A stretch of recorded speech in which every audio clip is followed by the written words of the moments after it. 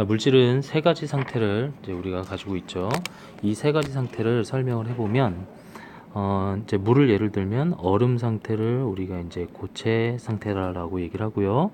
물 상태를 액체 상태다라고 이렇게 얘기를 합니다. 그리고 수증기 상태를 기체 상태라고 얘기를 해요. 그러면 이것들이 상태를 바꿀 수 있습니다. 이렇게 상태를 바꾸는 거를 우리가 상태 변화라고 얘기를 합니다. 상태 변화.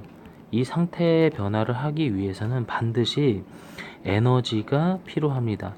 에너지를 버리는, 즉 방출을 해야 되기도 하고요. 혹은 에너지를 필요로 하는 흡수하는 과정도 필요합니다. 그럼 일단 에너지를 흡수하는 상태 변화를 한번 얘기를 할게요. 여러분들 얼음이 녹아서 물이 된다는 얘기는 어떻게 해야 되냐면 주변에 따뜻한 열을 흡수를 해야 되죠. 그죠? 그래서 이때는 에너지를 흡수해야 됩니다. 그래서 고체가 액체가 되는 이 과정을 우리가 따로 명칭을 부여를 했는데요. 고체가 액체가 되는 과정을 이제 우리가 융해라고 얘기를 합니다. 융해라고 얘기를 하고요. 얘는 에너지를 어떻게 해야 되냐? 흡수해야 됩니다. 그리고 액체 상태인 물이 기체 상태인 수증기가 되기 위한 과정을 설명을 하면요. 액체 상태인 물이 기체 상태인 수증기가 되는 과정을 우리가 특별히 무엇이라고 이야기를 하냐면 기화라고 얘기를 합니다. 기화도 역시 에너지를 흡수를 하는데요. 예를 들어서 이렇습니다. 여러분들 라면물을 팔팔팔 끓입니다. 그러면 그 물이 다 수증기로 돼서 물이 없어지죠. 그죠? 그러면 에너지를 그럼 어디서 흡수했느냐? 가스레인지 불에서 계속 뜨거운 열 에너지를 지금 공급하고 있죠. 그래서 이 과정 역시 무슨 과정이다? 에너지를 흡수하는 과정이다. 그리고 얼음이 바로 기체 상태인 수증기로 될 수도 있습니다. 이것도 에너지를 역시 흡수하는데 이 과정은 우리가 이제 승화라고 합니다. 승화.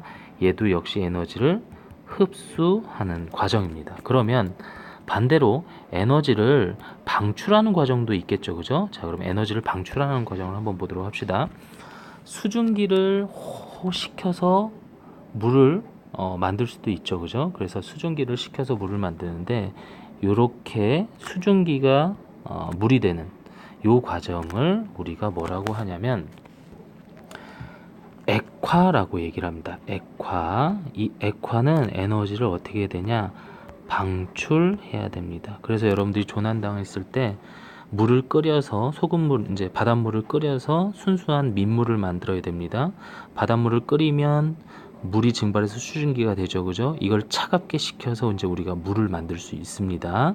이때 차갑게 식힌다. 즉 에너지를 어떻게 됩니까? 뺏어야 된다는 얘기죠.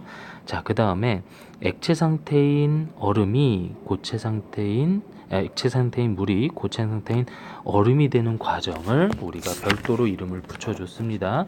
이걸 우리가 뭐라고 하냐? 응고라고 합니다. 응고라고 하고요. 얘도 에너지를 방출해야 됩니다. 물이 차갑게 식어서 겨울에는 어떻게 됩니까? 얼음이 되어버리는 거죠. 그죠? 그래서 이때도 에너지를 방출하는 과정. 그리고 기체 상태인 수증기가 얼음으로 바로 되는 과정도 있습니다. 이것은 이름이 똑같은데요. 승화라고 얘기합니다. 그래서 승화는 기체가 액체가 되거나, 기체가 고체가 되거나, 고체가 기체가 되는 과정입니다. 얘도 에너지를 이제 방출하는 과정입니다. 그래서 에너지를 반드시 흡수하거나 방출을 해야지만 이 물질들은 뭐를 할 수 있다고요? 상태를 변화시킬 수 있습니다.